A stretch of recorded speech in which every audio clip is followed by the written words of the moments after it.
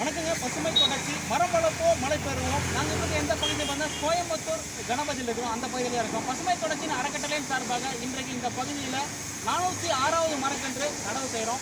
இன்றைக்கி நமக்கு நல்ல நண்பர்கள் கிடைச்சிக்கிறாங்க.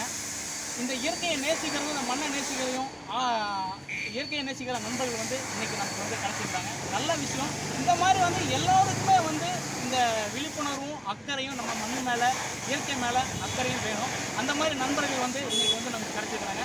நல்ல விஷயமா இருக்குது.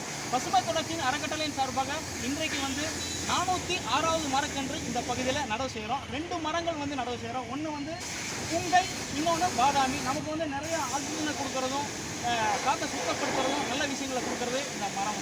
இதில் பறவைகளும் நல்ல விஷயங்கள்லாம் அதில் நடந்துட்டு இருக்குது. பசுமை தொடர்ச்சி மரம் வளர்ப்போம் மழை பெறுவோம்.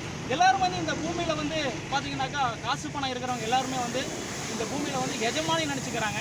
எல்லாருமே விருந்தாளி தான். எஜமானியாக இருக்கிறது யாருன்னு கேட்டிங்கன்னா இயற்கை ஒன்று மட்டும்தான். ஏன்னா இயற்கை பேரழிவு நிறைய விஷயங்களை கொடுத்துட்டு இருக்குது. அதை நம்ம எல்லாருமே நேசிக்கணும். பசுமை தொடர்ச்சி மரம் வளர்ப்போம் மழை பெறுவோம். நன்றி.